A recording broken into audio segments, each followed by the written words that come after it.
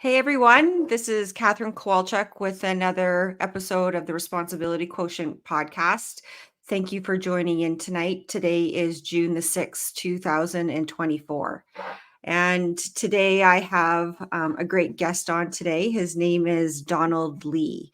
I met Donald Lee through COVID during my various speaking events that I was doing across the province for a little while on behalf of Lawyers for Truth and for a little bit with the Alberta Prosperity Project.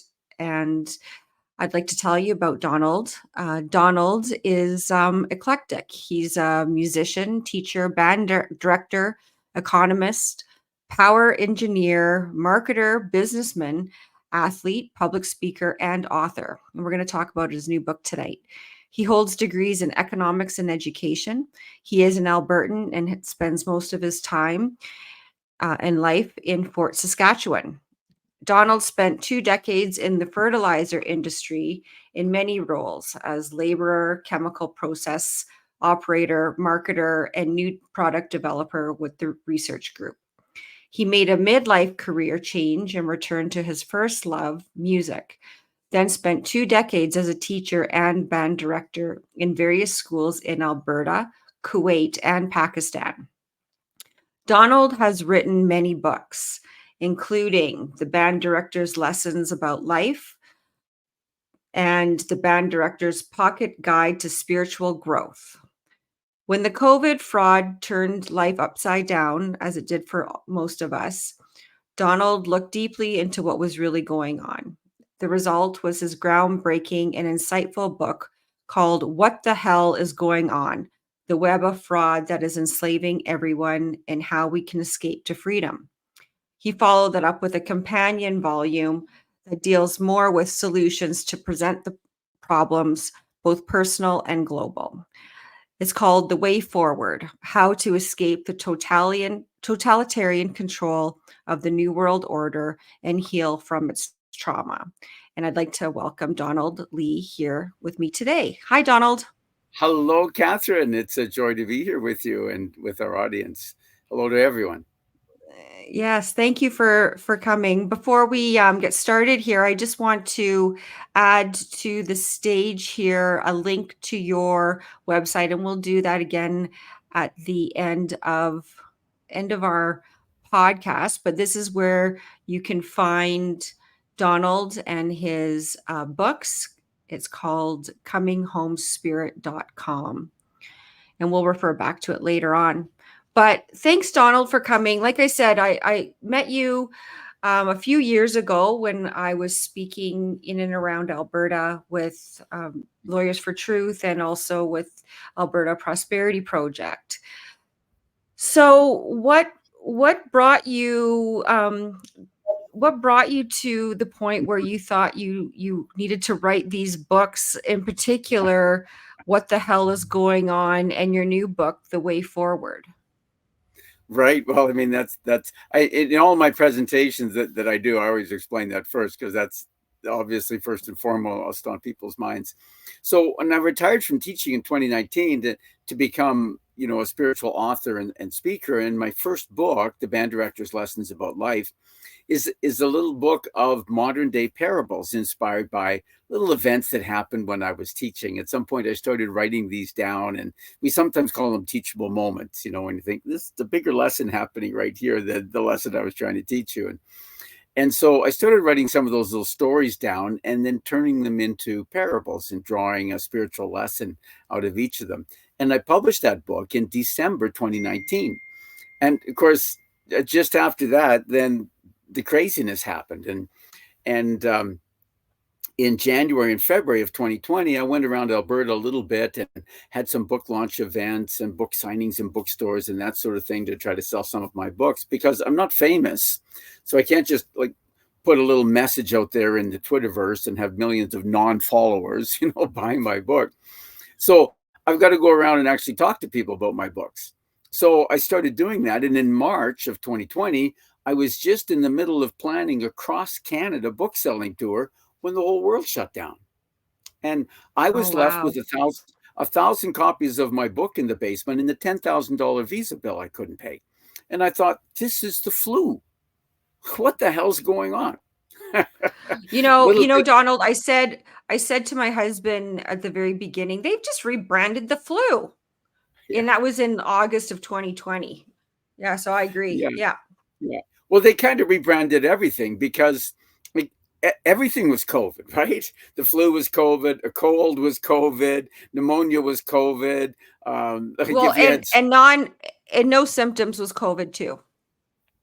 yeah, yeah, and if you didn't have any symptoms, then you were asymptomatic COVID. Yeah. And now, you know what? Who is it? Was it Deborah Birx? I think with the CDC in the United States. Yeah, there's just a headline just today or yesterday saying that, oh yeah, people have to be worried about asymptomatic bird flu. I saw that. I saw Like that and I thought, "Holy shit, what the hell's going on?" And so, I mean, you couldn't have chosen a better title for a book. I remember probably 10 years ago now, when I was going through my second divorce and I came into a whole bunch of knowledge, the disclosure knowledge, right? UFOs, ancient history that we weren't taught, all of these different things. And I created a website that I don't have anymore, but I wish I did. And it was called Say No to Bullshit. And it just would have been perfect for what's going on right now. But anyway, so you're in COVID. You have this book that you've written, and then COVID hits, and then what happens? well, then of course we couldn't do anything. Right, we couldn't. Everything was closed. Businesses were closed. That's how my hair got long, right? Because for most of my adult life, I've had this short, clean-cut businessman look, and then I couldn't get my hair cut in March, and I was mad about that for a couple of weeks. And after a while, I came to the realization: hold it, well, why am I being mad? Like, why don't I be happy and just let my hair grow? So, I'll go back to my old hippie self, teenage hippie self, because it's time for another rebellion anyway. So I kind of Yeah. made a little bit of a commitment. It's not firm. I might break it sometime, but I said, okay, I won't cut my hair till we get freedom back. So yeah, you're looking at Oh 4 years. no. Yeah. You're gonna look like Gandalf soon, which Yeah. is a Well, I good do look. call it some, yeah, because sometimes I call it my Gandalf phase. Yeah. Well, it's really nice to have you on. I mean, I've met so many people throughout my various of speaking opportunities in Alberta. And, one of the things that COVID did for a lot of us was we identified a new family, a new tribe, if you call it, a new group of people. And the friendships and the connections that I've made over the past 4 years have been absolutely amazing. I mean, it's been sad because I've lost friends, so that's been difficult. But at the end of the day, people come in and out of our lives for different reasons and different seasons. And you're certainly somebody that it's been a pleasure to know along the way. So you've given me an outline of your book, of the most recent book that you've written. And it's called The Way Forward. And you describe it as being more of a solutions oriented. Thank you very much. A solutions oriented um, summary of what we can do, and also a little bit about what the hell is going on. And I read this outline that you've provided, and some of the things that you say I really have resonated with, and I'd like to delve into a little bit further. Yet the other day I had Marco van Hugenbos on the podcast, and I was expressing to him that it's important that we identify the enemy if we are going to try to get out of this mess that I think many people find ourselves in, although there's certainly a lot of people who seemingly are oblivious to what's going on, or maybe just don't care. I don't know what it is, but part of what I identified as the enemy was this idea of Marxism or globalism, which is rooted in Marxism. And in fact, you you have identified the real enemy is not the people, but the ideas and ideologies. Do you want to Yeah. expand upon that? Sure. And in fact, in both of my recent books, both What the Hell's Going On and The Way Forward, I do explain what I call the policy hierarchy. And I think that's the closest we can get to understanding who and what the enemy is. Because like there's stuff sort of behind the curtain, as it were, and that we can't see. We can speculate about some. Some people say, "Oh, it's the Illuminati, it's the what," all kinds of things, right? And maybe, Yeah. probably some of that, all of that. Who knows? I made a conscious decision when I was working on What the Hell's Going On that I would only include in that book things that I could find adequate physical evidence for. So it's really a book about evidence, and there's almost 50 pages of end notes. I didn't want all that because it's not an academic book. It's a book for everyone. But my first editor, I had a developmental editor, and his most common comment was, "Cite this." Cite this. I had to go back through. I made a bibliography as I was working on it, but that's too massive for the to put in the book. That was, really just for my um, from my own use as I was writing. And so old people are Mm. easily distracted. Anyway, I got distracted there. Um, so I called it the policy hierarchy, and the idea comes from a British investigative journalist by the name of Ian Davis. And so yeah, we see that what we can see about our adversary, and that's why I use the word adversary, because we don't know exactly who it is, but we can see something about who the adversary is, and we can understand something about how the adversary is operating, and it's enough to understand then how we can best respond. And that's what The Way Forward is all about. How do we sensibly respond to these three types of warfare? So in the Okay, policy well let's hierarchy. let's let's but let's back up a little bit. Let's try to identify what we do think who the enemy might be. I Okay, mean, and so maybe let's see if we can get a consensus between you and I on that.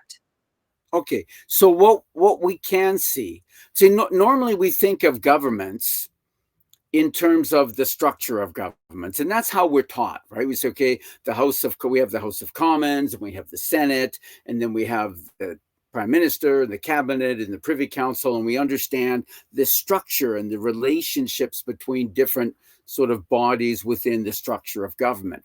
But what we can't really see is the structure of what's really going on. It's clear to those of us in the freedom movement that things are not actually operating the way they're designed to operate. So, how are they really operating? And we can see, if we look carefully, how things are functioning. And that's the idea behind the policy hierarchy. How is policy really being made? Because we were taught in school to understand that, well, we elect people, if we're talking on a national level in Canada, for example, we elect members of parliament, and they go to Ottawa and they have debates and they put forward bills in the House of Commons to make government policy.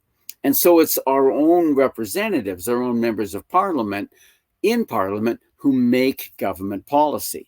But we can see that it's actually not working that way anymore. Policies are actually being set at some level above the level of governments. So, who's above the level of governments? Well, what we can see is the group that I call the policy makers, and there may well be other levels above this that we can't see. Most likely there is. So at the highest level, the policy makers, we have groups like the Bank for International Settlements, the central banks, the secret and semi-secret societies like the Council on Foreign Relations and the Bilderberg Group, and all those things that many of us have almost become household names in the freedom movement. Well, And certainly in the freedom movement and the UN. Let's not forget the UN, World Economic Forum, and World well, Health yeah, Organization, and but those they're subsidiaries. really, the UN is really the next level down, because policies are not really made in the UN. Policies are made at this higher level, and they're passed down to then the policy distributors like the UN, right? If people who have, you may have read or heard accounts of people who have actually gone to some of these big UN conferences like the COP conferences and the whatever, Yeah. and Yeah.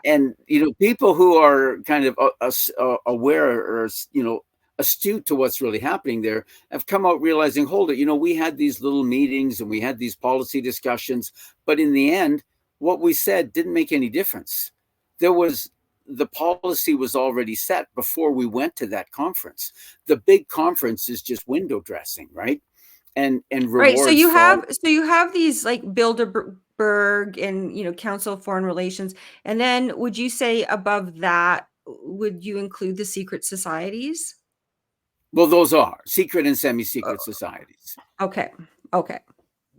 I mean, because the Bilderberg Group, I mean, it was secret at one time for many years, right? People said there's no such thing. And then finally it came out that, well, actually, there is such a thing. And it's been Well, operating since I'm whatever, talking more like 46, 47. I'm talking more like the Freemasons, Skull and Bones, and then there's probably other ones that, we don't know Yeah. about as And well. those are, if we know their names and if we know something about them, then they're really semi-secret. They're not really Yeah. secret Yeah. because we know about them, right?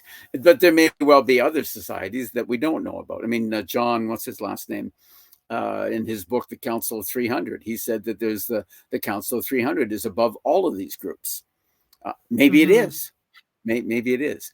So, but when we see how the warfare against us is actually functioning, then we can understand. Well, for example, if you want to take an analogy, um, not everybody knows that much about the history of the Second World War, but for example, during and particularly after the Second World War, there was a big debate really in the West about, well, should the Emperor of Japan, should we hang him, right? Is he responsible for this war in the Pacific?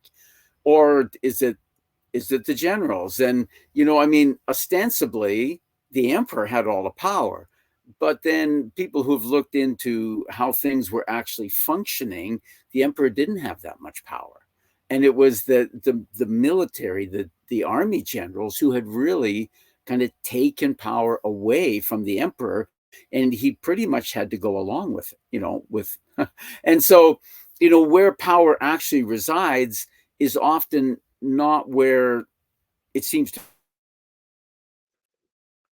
be on paper, Uh, how people well, and you know what? say. And So so in a, I think I can but agree with you for the then. people who are fighting that war, for the people who are fighting that war, that didn't really matter, right? Is it really the emperor that's the bad guy? Is it the generals that's the bad? Like, who's really the bad guy? For the people who are fighting the war, it doesn't matter, because you know what weapons, strategies, tactics are being used against you, Mhm. and you know what strategies, tactics, and weapons you need to use to defeat those that are used against you.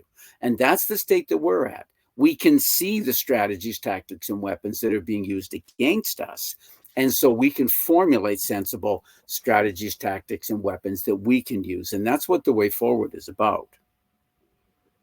Does that make Okay, sense? so well, yeah, it does to me. I would agree with you that the people that we see being presented as our leaders are just placeholders, and they are beholden NPCs. to yeah, NPCs, except more dangerous, I think. And they of course, I would agree with you, are taking their marching orders from definitely not the democratic consensus of whatever country they're or province they're leading. And so I refer to them collectively as the globalists, Yeah. and because to me they're right now the most impactful. We have the World Health Organization that slyly distracted us by not uh, not passing the treaty, but did pass the International Health Regulation Amendments, and which ostensibly gives the World Health Organization a lot of power over our healthcare sovereignty, which is something that I've been discussing for years now. And a lot of people would agree with me. But of course, by and large, the mainstream class of people aren't tuned in at all. So, but it's obvious to me that we are going to lose our sovereignty. And in fact, we know that by and large we already have, and that they're going to try it again with this new avian bird flu, whatever it is that they're going to unleash upon the world. Notwithstanding that nobody's ever decided or has any interest in figuring out really what was behind COVID, even though, as we started off, it resembled the flu. And in fact, in 2021, there were no flu cases reported in Canada, which I find quite peculiar. Anyway, so what is going on? What the hell is going on? Do you want to summarize that? And then I love. we'll from what the hell's going on, and then we'll talk about the way forward, because I think, we've set this framework of that you and I at least can agree on who the enemy is. I don't know if everybody else will agree with us on this, but Yeah. regardless, we agree on that. So let's go forward with what the hell's going on. Sure. And you know what? Can I just finish off a little bit about the UN? Because the United Nations is perhaps the key, but not the only organization that's in the policy distributors. They distribute these policies. And we can Yeah. also see that the UN has been turned into the New World Government. But Yeah. it's not, of course, it's not representative, right? It's a dictatorial government, and we can't see who the real dictator is at the top. They don't want us to see that. So all of the different agencies of the United Nations have a role to play in controlling different aspects, what we might call different vectors of control over humanity. So the World Health Organization, which is an agency of the UN, is taking control over everybody's bodies and health, right? And minds, because mind control plays into this as well. We see that sustainable development is being used to take control of all of the land in the world. In fact, it's part of their goals, not just all the land, but every material thing in the world, because sustainable development intends to catalog and digitalize every material thing on the planet and make it all part of the Internet of Things. That's part of sustainable development's role in this whole massive control system. And we see that the IPCC, right, the Intergovernmental Panel on Climate Change, they're in charge of taking control of the science and taking control of energy. That's what, like, I've known for decades that this climate alarmism doesn't make any sense. It's not scientifically sound. It's scientific nonsense. But I couldn't figure out why it persists until I started researching what the hell's going on. And then I realized it's about power and control. They want to control all the energy in the world. So they want to get rid of all the other forms of energy except electricity, because electricity, then, you can't generate that in your own home, at least not with the technology that's available right now. Or without getting killed. Let's face it. People have developed different sources of energy and have mysteriously suicided themselves. Yeah, and that's why those people who are working on it now, and I have heard of some, they're being very secretive about it. So there seem to be ways that we can generate electricity economically in our homes or in our businesses or on a small community scale. But anyway, they can generate electricity, and then they can then they're creating a shortage of electricity, right? Everybody has to do everything electric. But like, if everybody went to electric cars, we would need to at least double our whole electricity production and distribution networks. Nobody's planning to do that.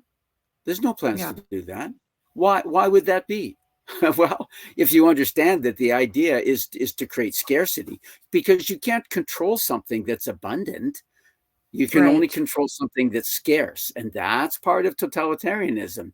You control the government controls things so that you depend on the government. You depend on the government for healthcare. You depend on the government for energy. You depend on the government for money for your salary or your universal basic income. That's why they're pushing people into. That's why this is coming, not because it's good, not because it's a good economic policy, not because it's a good social policy, but because it leads to control.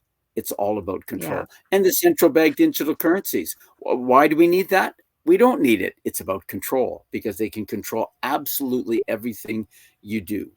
And so Yeah. all of these so that's the Bank for International Settlements and the World Bank, and these are creations of the or associated with the United Nations. Right. So all of the United Nations is being turned into the administrative side of a one world totalitarian government. It's not the legislative side. You don't need a legislative side because it's a dictatorship. Anyway, so Exactly. that's about the Exactly. UN. So these are the things that I explain in the book, What the Hell's Going On? The subtitle is The Web of Fraud That is Enslaving Everyone and How We Can Escape to Freedom. So all of these different vectors, they're all frauds, right? This climate alarmism is a fraud. This COVID thing is a fraud. The currency, I have a chapter on the financial and currency fraud. What's going on is fraud. Like monetary, as an economist, when I did my economics degree in the 1980s, we had just lived through and come through this period of high inflation in the 1970s, and I was very interested in that. So monetary policy was, my number one area of interest when I did my economics degree. And starting about the late 1990s, mid to late 90s, monetary policy just stopped making sense. And it has never made sense since then. And what they've done in the last, since 2020, is just absolutely ridiculous. Actually, what they've done since 2008 is absolutely ridiculous. But yeah, it's crazy. So, that I believe that, and what I explained in that chapter on the financial and currency fraud, that's to destroy our money. Like, how could you can't convince people or justify replacing a perfectly good currency, but a Yeah. failed currency, well, you have to replace it with something else. So they're intentionally destroying the world's currencies so they can justify bringing in the central bank digital currencies. And that will force people into central bank digital currencies because old money will simply have to, we just stopped using because it's no good anymore. And we see now, Yeah. just the other day, the Bank of Canada lowered interest rates, not because inflation, and then the European Central Bank will likely do the same thing, and they're expecting that announcement today or tomorrow. And then the U.S. Federal Reserve will do the same. Like, all the Western countries lowering interest rates, but inflation come back into their target range, right, of 1 to 2%, and even to 2% is it's an arbitrary thing. So yeah, Well, inflation is higher than I they don't say. even think that. Well, of course it is because I mean, they may have lowered the interest rates, but we're still paying crazy amounts at the grocery store. We're paying crazy amounts for housing. We're paying crazy Yeah, amounts for gasoline and at the pumps. And so, really, none of this, it doesn't. It. I think they're tinkering with the numbers, and just like they computer modeled COVID and all and everything around that, and how they're going to computer model this avian flu next thing that they're going to roll out. I basically I've stopped trusting all government authorities. Like anything that the yeah, government says, I automatically start at the point of this is absolute bullshit. That's yeah. my starting So point. this is a lie. Yeah, you start at the point of this is a lie. And Why are they probably think, lying okay, about well, this? what's the opposite? Yeah. Yeah. Yeah, yeah. Exactly. So we Anyway, have, and so how do we get out of this? Like, I want to know what the way forward is. And I'm sorry I haven't read your book yet. There's been some stuff going on with my life, with my personal life and my kids and stuff that has distracted me from all of this material that I always have great intentions of getting through and then never get through. So tell me about how we can get through this. okay. So we're being assaulted on every level of our being, right? Our body, mind, and soul. So they're attacking us with psychological warfare, with spiritual warfare, and on the physical level of our body, it's what's called fifth generation warfare. And we can maybe get into explaining that if you want. But Yes, I so would love that. we need Please. to. Oh, okay, okay. Let's take it can't be done in a sentence or two. So the whole idea of fifth generation warfare kind of proceeds like this. The idea was developed by American military strategists starting in about the 1980s, and they divide modern warfare into what are these five generations. So the first generation of modern warfare is characterized by single projectile weapons, muskets, cannons, and so weapons and tactics always go together, right? When you change weapons, it forces a change in tactics. So we're talking about in these different generations, we're talking about different weapons, different tactics. So the tactics associated with first gen warfare are what are called line and column infantry tactics, right? And we've seen this, the red coats, marching, and then they stop and fire, and then they take another march a few more and stop and fire, etc. And then you typically have a fairly orderly battlefield. One general will survey from horseback, ideally from a hill somewhere, and he'll look over the whole battlefield and he'll issue orders and commands as necessary. Send in some reinforcements there, send the cavalry over here, bring the artillery up on the flank, do all these things. So that was characterized as modern warfare to the American Civil War. Right after that, then we came up with automatic firing weapons. First, the Gatling gun, and by the time of the First World War, we had machine guns. We also had artillery had also developed that was absolutely massive. So World War I was a different war, and of course surprised everybody. And the generals didn't know how to handle it. Right, it quickly evolved into something that they weren't prepared for, as people are finding out with the war going on in Ukraine and in Gaza and things like that. That the new weapons like drones are the new things now. They changed warfare quite dramatically. Now we have to work out different tactics. So, second generation warfare is characterized by multiple weapons and massive, overwhelmingly massive artillery. The battlefield then becomes much larger, partly because the range of the artillery is much greater. And so it became impossible for generals, for any one person to oversee the whole battle. And the battles became increasingly quick. But generals didn't know how to handle this, and they tried to use the same line and column infantry, which resulted in the absolutely astronomical death counts in World War I battles, right? You mean running millions of men across open fields through barbed wire into machine gun fire, all the while facing artillery shells the size of automobiles. It led to hundreds of people dead in a single battle, and nothing gained. Then progressed again, and World War II is now characterized by what we call third generation warfare, also called maneuver warfare, because everything became mechanized. Even infantry became mechanized and traveled on trains and trucks rather than having to march everywhere. Made battles much quicker. Everything happened so much faster in maneuver warfare, third generation warfare. You had ground attack aircraft. You had tanks now that replaced cavalry. And so that was third generation warfare. Fourth generation warfare is insurgency of all types.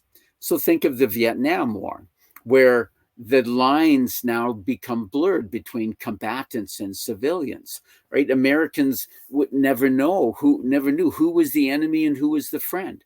Jungle, like village children might be um, placing landmines on the jungle trails, and all of these Vietnamese people looked the same to them, and they weren't wearing uniforms, right? They couldn't tell who was on their side, who was on the other side. Somebody might, wave at them, smile at them, and then, you know, a few hours later, shoot them in the back or place a bomb somewhere where they're all this is insurgency warfare of all types. It's very difficult to defeat insurgency warfare with any of the three, generation 1, 2, or 3 warfare.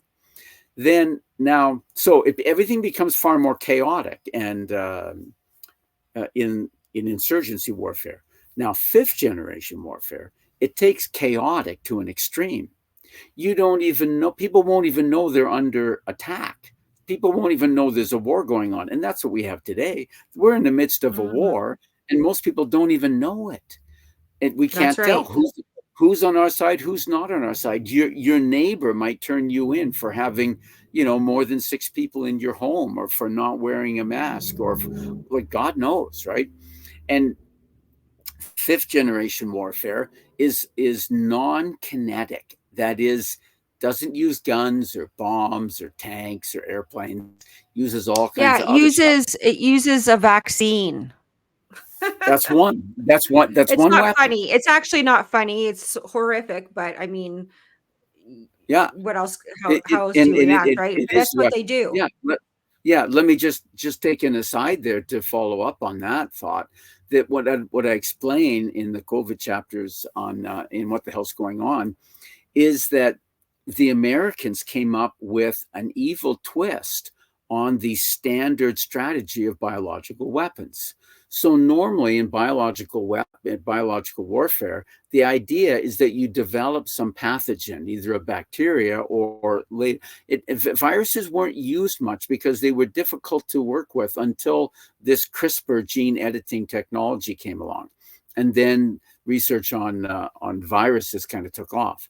But the idea is that you develop a pathogen and a means of delivering it, usually artillery shells, because you can aim them very, very accurately, to deliver that pathogen onto the battlefield. But you need to protect your own soldiers somehow, or they'll succumb to the same biological weapon. So with viruses, there's no real antidote. Our antiviral vaccines are really not all that effective. So when people are working on viruses as a biological weapon, the idea is they always work on vaccines, so you can vaccinate your own troops ahead of time and then unleash this virus biological weapon on the battlefield, and your troops won't be infected by it. So that's the idea with a vaccine, and a vaccine to protect your troops from the virus. But the Americans, when they started working with coronaviruses, they turned this around. And with COVID, we saw that the virus itself, whether it exists or not, the virus was not the real weapon. The virus was the feint to draw people into the trap. And the Mhm. real weapon was the vaccine. Because even with the virus or whatever, deadly virus, not everybody gets sick, right? Some people, for Yeah. one reason or another, aren't affected by it. But if you can inject something into people, then you can get the weapon into everyone. And Yeah. that's why they started. You probably remember Bill Gates saying, in his kind of, sheepish kind of way, this doesn't really end until the whole world is vaccinated. Smile, smile. Yeah. Yeah. So the Yeah, vaccine exactly. is the real weapon. And that's why it doesn't matter for that campaign whether viruses exist, whether SARS-CoV-2 exists, doesn't matter, because you got people to believe it. You use the psychological warfare. In fact, I have a little section that's called, the, something like, biological a weapon attack with massive psychological warfare air cover. That was what it did. It wouldn't have worked without the massive psychological warfare to create fear in everyone and get them to agree to getting this shot in the arm. So that was Yeah. essential. But then, so um, I don't know. Anyway, so there's two phases to fifth generation warfare. The first phase is the information influence operation, and that is to prepare the ground. And most of our listeners probably know that in third generation warfare, like World War II, right, you would always have a big artillery barrage, aerial bombardment and stuff to soften up the target before you send in the infantry, right? You prepare the ground as much as you can. But with fifth generation warfare, the ground isn't physical terrain, the ground is inside our minds. And so Mhm. preparing the ground is the information influence operations. This is part of the mind control operation. So in COVID, for example, the information influence operation was all the fear mongering for a whole year. Oh, COVID's going to get you. It's everywhere. It's you can't avoid it. It's everybody's going to get sick and millions are going to die. But the only solution is a vaccine. But we've got one coming. We've got one coming. Just wait. We've got it coming. Stay in lockdown until the vaccine's ready, and then you'll be safe, right? So you build up this fear. People, it's all in our minds, right? You build up this So, fear. Donald, So when you why do you unleash think the weapon, people are asking for it. right, oh, of course, yeah. So why do you think some people fell for the bullshit government narrative and some people didn't? There are many reasons. In the way forward in the chapter on psychological warfare, I go over three. I explain three of them. And one is the idea of mass formation. And you've probably heard of this. Many of our Yeah, readers have. Matthias Desmet, Yeah, he was really uh influential, during the height of COVID in yes. presenting that theory to the world, and it made lots of sense to me. Yeah, me too. When I first heard him, actually shortly before I was in the first draft. I think I was working on about the fourth draft of the book at that point, and I thought, oh, that explains so much. And so I included some of that in the way forward, but in what the hell's going on, but also in the way forward, I include a couple of, because it's not the only way to understand what's going on psychologically with people and how people are essentially simply not able to perceive certain aspects of reality. And one of them actually is a fascinating new idea, just recently published. The book was published in December of last year by Nels. What's his first name? Dr. Nels, Nehls, German. He's a medical doctor. He's also a neuroscientist, right? He does research on the human brain.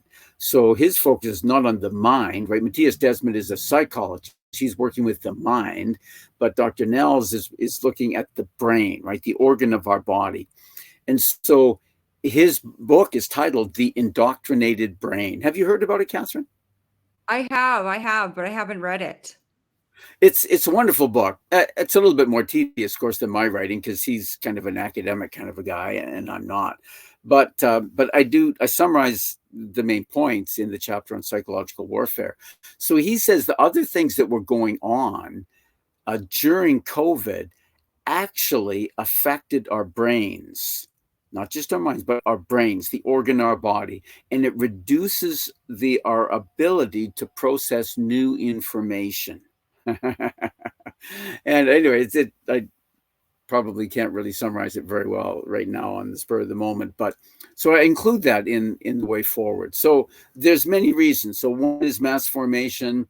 We also take a little bit of a general look at psychological warfare and how that affects people's minds. So in fifth generation warfare, the first part of it is actually the psychological warfare, the information influence operations to change people's perception of reality so that they Mhm. actually, like, this is the idea of mind war. And I explain this, what mind war is. It's a broader and deeper concept than traditional psychological warfare. And what the idea in mind war is that you actually get the enemy to change his perception of reality so that you make up your own mind exactly the way your enemy wants you to make up your mind. And so that's what's going on.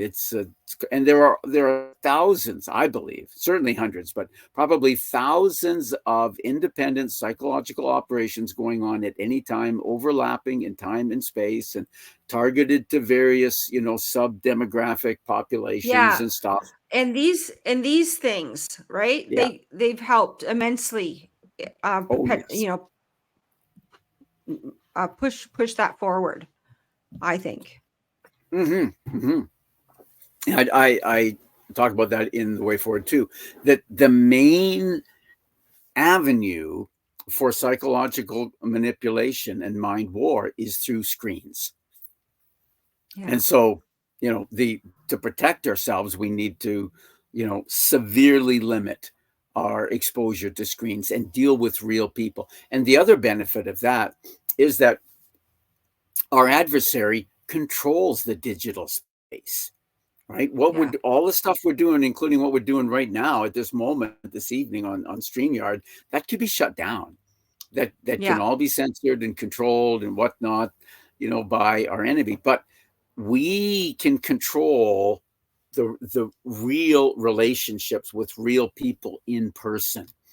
And that's how we Yeah. need to work this. We need to work it, one person to another person, personal relationships, working together in real life, not through screens.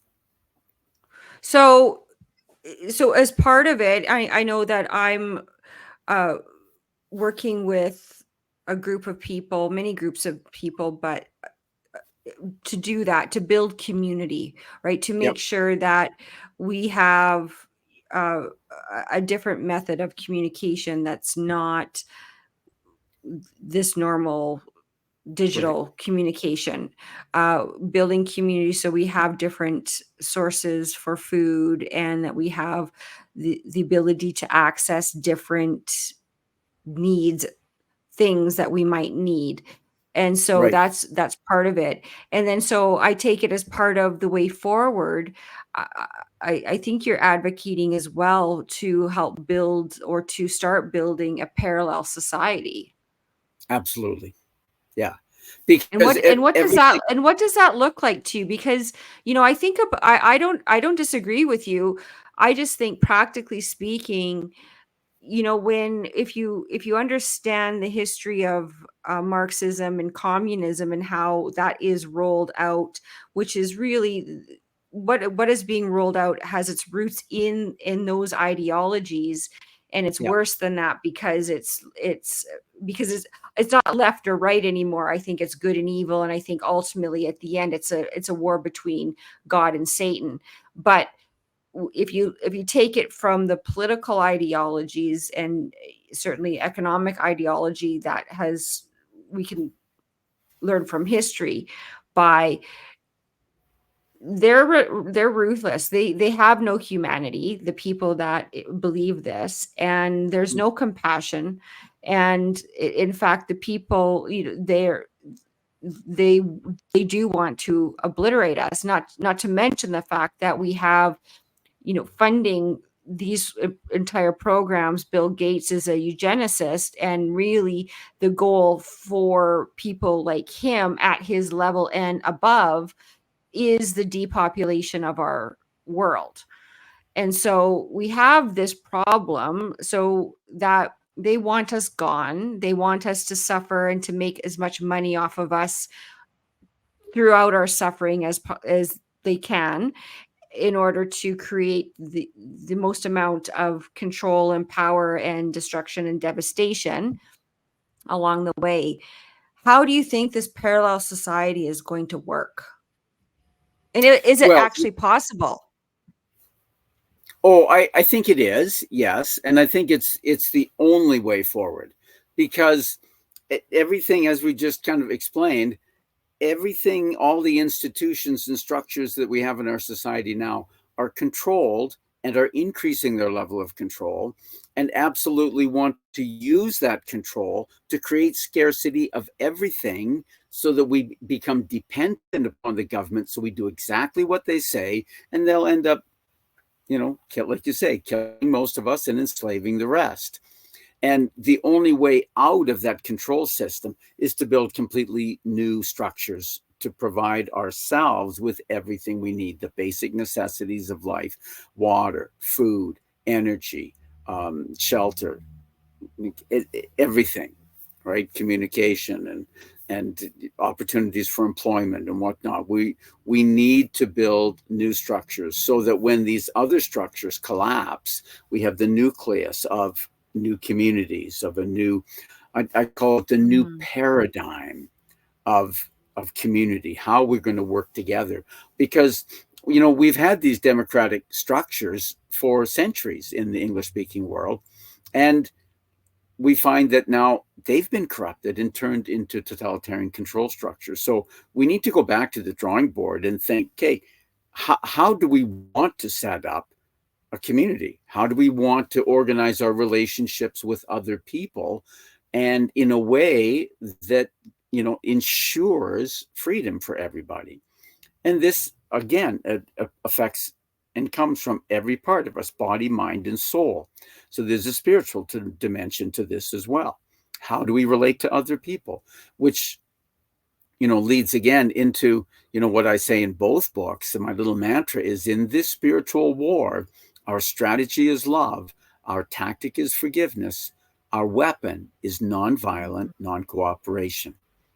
So we just need to stop cooperating with the existing structures and authorities, create our new means of our new communities where, like you say, they are trying to starve everyone, produce food scarcity all over the world. And Yeah. like, this is clear to most people who are probably listening to this podcast. So we need to Well, decentralize everything.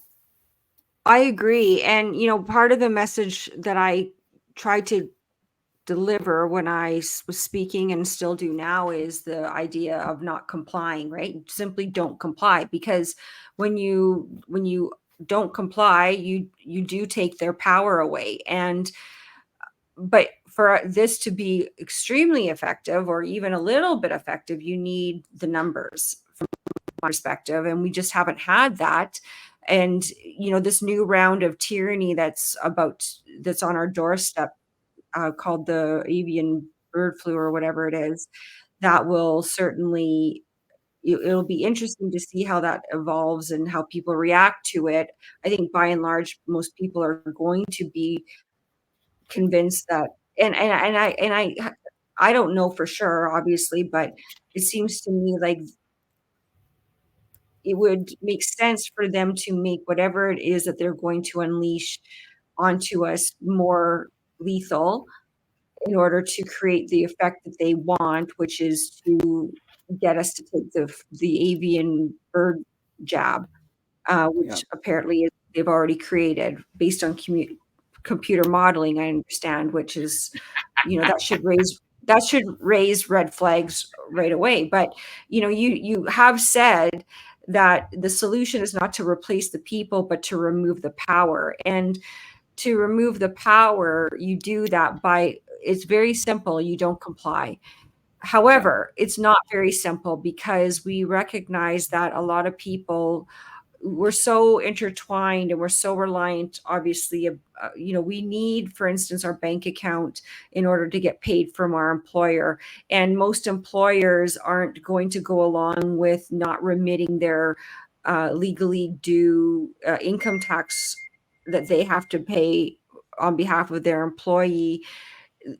Like the chain of command is structured to the extent that it's going to be very challenging to live outside of the system, because we don't have the mass quantities to not comply. That's right.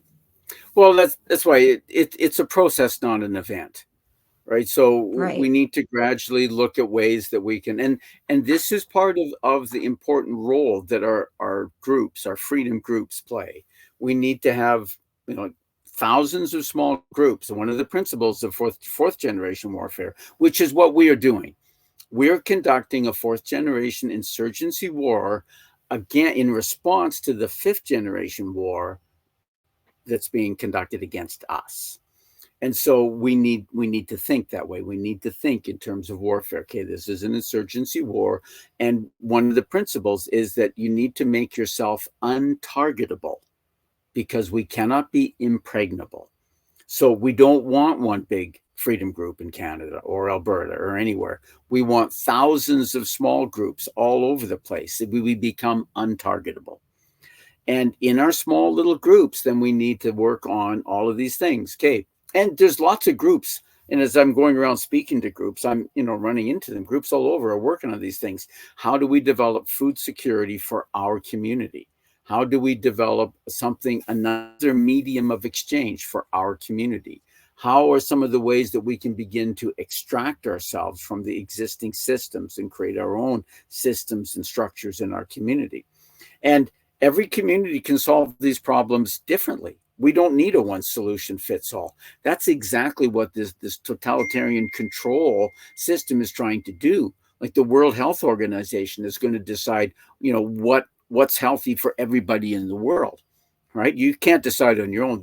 That's exactly what Yeah. totalitarianism is all about. It's one, you know, one size fits all everywhere in our lives and everywhere in the world, and we don't need Well, that. and I like I like that idea, and it actually reduces my stress knowing, Yeah. I'm going to looking at turn it some from lights that on because the sun's perspective. going down. Okay, sounds good. But from my perspective, we don't have to be all things to all people, and that's what's important, I think, in this fight that we're a part of. It's about it truly is about diversifying and relying on many different people for whatever it is that they're able to contribute to our society, or this new parallel society. And I think that is a little bit easier to digest, knowing that we can have different cells Yeah, of resistance, without feeling the need that we all have to right. congregate en masse and show up in Edmonton. Yeah, because we make ourselves a target. Yeah. So Yeah. Yeah.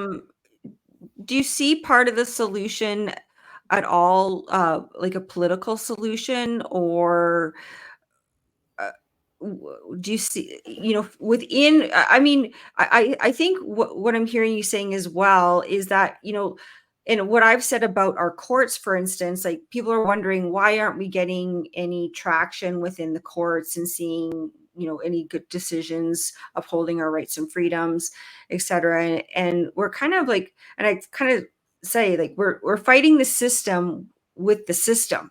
So it doesn't make any sense. We're fighting the system with the system. So what the hell do you expect? Maybe that should be your new book. What the hell should you do you expect? Yeah, that's right. So we kind of didn't really finish completely explaining fifth generation warfare. So it Yeah, uses a whole variety of weapons. There's political warfare, economic warfare, financial warfare, biological warfare, chemical warfare, like all of these different things. So lawfare is an aspect of fifth generation yeah, warfare. Our enemies are using it. Our adversary is using it all the time against us, right?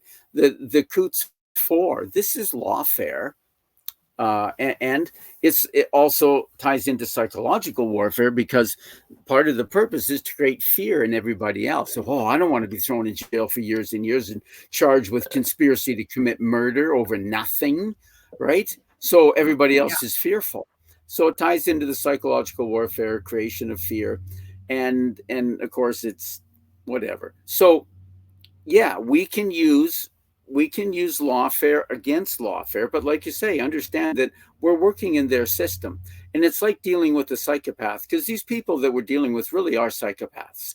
And the only way yeah, to deal with a psychopath is to leave. As long as you're interacting with them, you're playing their game and they win. And so the our solution and our ultimate victory will not come through political action. It won't come through legal action. It will come through building a new society, new communities are parallel structures. But there's still value in, I mean, we're being attacked on all levels. We need to mount some defense against every attack. So yeah, bring legal cases forward, take what political action we can, and but understand that the our objectives there are necessarily limited. And so I think we've had an unrealistic expectation of what objectives can be accomplished with certain weapons that we're using. So if we undertake a certain legal challenge or a legal case, we think, oh, this will change everything. No, it won't change everything. Okay, it's not possible that that limited assault can win the whole war, but it can achieve some tactical victory, and that's worth pursuing. Well, at least, in our groups, we have to be constantly evaluating what our tactical objectives are is and what our own operational capabilities are. So we need to think in terms of warfare because it is war. And then we won't be Mhm. wasting our efforts and wasting our resources. Interestingly, just before this interview, I just got off the phone with a fellow in Ontario, and I'm going to be coming to some of their rallies that they put on. He said, "Well, we don't have speakers, we just have these little rallies and protests outside, and that's all we can do. That's takes up all our time. We're busy doing that." And I said, "Well, maybe you should think about having indoor events and stuff because." I think after 4 years, people should have figured out the rallies don't accomplish much. It's not That's that they true. accomplish. It's not that they accomplish nothing. They do accomplish some things. They keep the issues somewhat in public view, and they let people in the communities know, hey, we haven't gone away. We're still here, and that has value, and it is continuing to attract a few people. Some people come over and say, hey, well, like, what are you guys doing? I've seen you here week after week and I don't really understand. And so people who are open sometimes are kind of drawn into understanding better and drawn into the movement that way, but it's not going to achieve any political objectives. So in our freedom groups, we need to think, okay, we're spending a lot of time on that, and there's very limited outcomes. Would our time be better spent doing something else?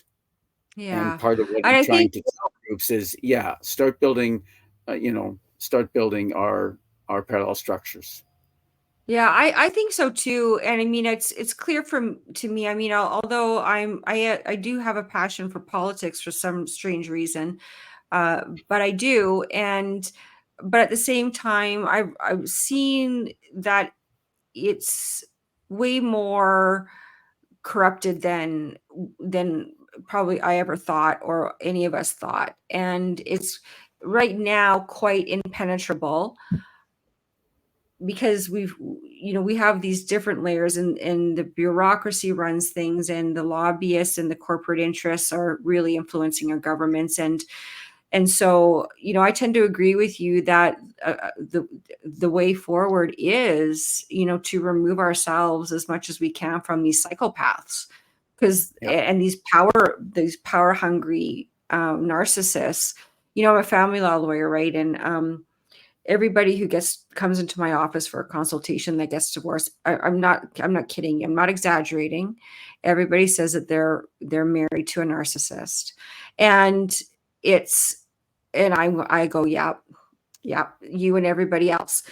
But it's true. And I've noticed this that, I used to hear it every once in a while, like 10 years ago or whatever, or longer than that too, but I hear it all the time now. And it's to me, it's an indication of, and a good representation of where we are as a society. And I mean, I could go on and on about that whole thing and how families have been affected, but we have created this self-centered society that is, we see this so much in the rainbow community, right? And because they're so focused on their self and so self-centered. And of course, if you're Christian, uh Christians tend, believe in, service to others rather than service to self. And so service to self is a very, um is aligned with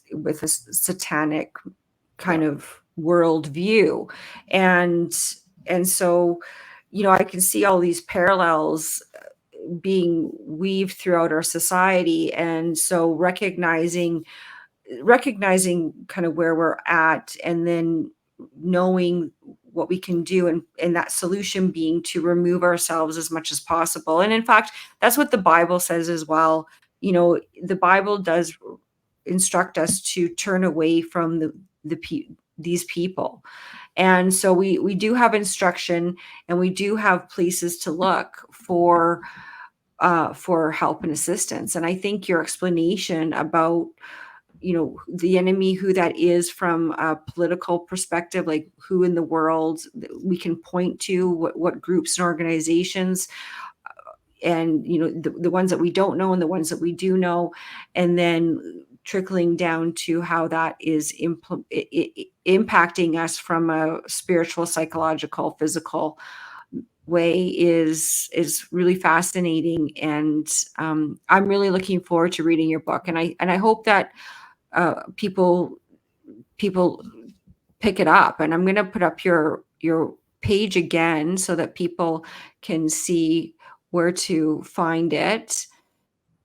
And also, you have also another special offer for people that you had wanted me to share with the group. And I'm going to pull it up here. It's the blog sign up. Yeah. Is that So it? it's, yeah. So it's a little free offer if you're interested. I'm giving away. I write a blog. It's not all that frequent anymore. It used to be weekly. Now I'm trying to get one out monthly. I did get one out near the beginning of May, and I'm trying to get another one out here in the next week or so. So yeah, I won't overwhelm your inbox, but if you're interested in subscribing, then you get a little free gift. My first book, as I mentioned, is called The Band Director's Lessons About Life. And what this free gift is the band director's mini lessons about life in ebook format. So it's 5 of the 50 parables from the larger book, and I'm sure that our listeners will enjoy the little parables. It's a bit like a chicken soup for the soul book. Each little parable is about 3 pages long, and each one starts out with a story that happened in school, although I've changed things, a little bit. And then each one has a reflection section that draws a spiritual lesson out of the events of the story. So there's a parable about love, and a parable about forgiveness, and a parable about perseverance, etc. So I think you'll enjoy the little the free ebook if you're interested in that. Sure. A personal question. One of our viewers is asking if you're a Christian, and you don't have to answer that if Yes. you don't want to, but Yeah, I'm fine, but I also understand, and I have many people ask me that question. But um, often there's a judgment in there, right? And yeah, we have over 1 billion Christians in the world, and many of them very concerned: are you the right kind of Christian? that's And right. this is another one of the psychological operations, is dividing us into groups that are opposed to each other. Oh, he. So I warn in the way forward. I said, be careful about this. Avoid what I call the curse of theological certainty, because Mm, we can't allow our religious beliefs to be used against us to divide us into groups. This is another psychological operation, and we need to understand that whatever your religious beliefs, we're all children of the same Father. right. Yeah. Yeah, we are.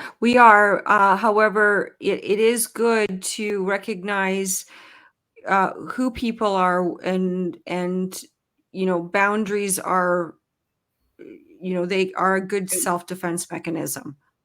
Yeah, and I mean, that's why in both my recent books, I really bring out the importance of free will, right? That God grants us all free will. This is a Yeah, divine characteristic, right? And so if we then go against that and try to override other people's free will, then we're going against God, right? Everyone is on their own individual journey back to God. And we need to, part of the freedom that the flip side of that coin, right? On one side is freedom. On the other side is allowance, because we need to allow other people the same freedom that we want. We want the freedom, okay, to worship the way we want and to pursue, to follow our own spiritual journey in life. Well, we need to allow everyone else that same freedom to follow their spiritual journey in life, and not tell them, well, you got to be on the same journey I'm on, or you're just wrong. This is another way to divide us into warring factions and groups.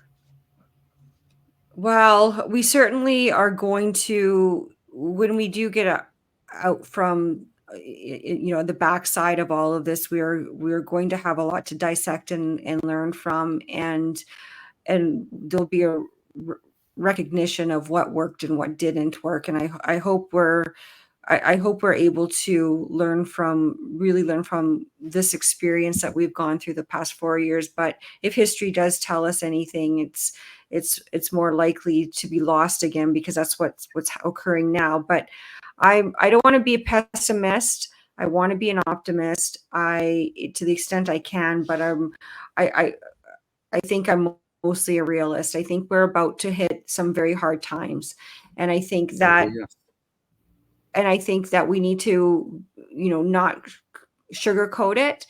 And I think that what I'm hoping to achieve, partly by doing these podcasts, is so that people can identify who who are the people that they can trust, that who who's been telling the truth the entire time, and how are we going to be able to identify each other as we come together in our smaller communities, and because we will need each other more so, we do need each other more so now than ever. And so I just want to thank you, Donald, for your contribution to this space. And I think that everybody should go out and read your book. And I'm going to sign up for my free gift, if you don't mind.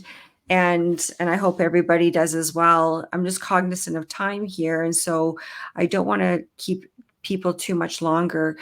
I do want to give you, though, some last words. What would you like to leave our audience with here tonight? And how would you like people to get in touch with you and support you? Oh, yeah, through my website. There's a contact form also on my website. To go to the page that says contact if you want to connect with me.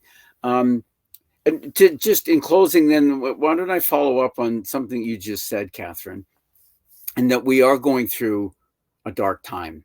We have entered into the most difficult time of anybody's life that's living now. And we don't know how long it's going to last, but it will be at least a decade. I'm calling it. We're going to be counting this in terms of decades, not years, not months. And things are going to get worse. But there's always a silver lining, and we can understand this also in a spiritual sense, right? As we go through, I mean, we have many sayings from the Bible that tell us, right? The gold is tested in fire, and it tested here, is purified, right? We're purified by struggles, and we get to sort out, right, the gold and the dross, right, and get rid of the dross and leave only the gold. This is what this time of testing, this time of struggles, is all meant for all of us to become a better spiritual beings out of this, because we are fundamentally spiritual beings, right? And we Yeah, also can see this not only on an individual level, but on a societal level, or on the level of humanity. And people who are familiar with the Bible will remember that every time in the Old Testament that the people of Israel turned away from God, disaster followed. And as a yeah, collective, humanity has definitely turned away from God. And we have these ungodly rulers that are doing ungodly things to all of us. And so yeah, it's a time not only of individual transformation, but of a collective transformation of all humanity. And I think that we are experiencing a time.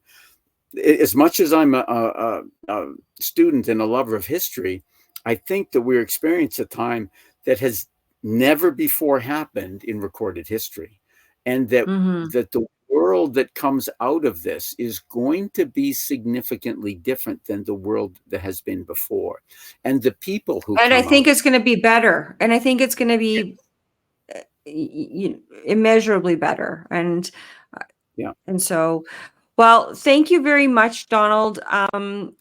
People are asking where this is broadcasting on Facebook Live, YouTube Live, and X Live. I will also be downloading this and putting it onto my website, katherinekowalchuk.com, as well.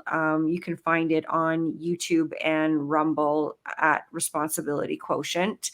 And so, thanks so much, Donald, for your contribution. As I said, let's stay in touch. I'm interested in reading your book, and I'm interested in reading your future books that you're going to write. So please let me know when and if that occurs. And for everybody out there, don't lose hope.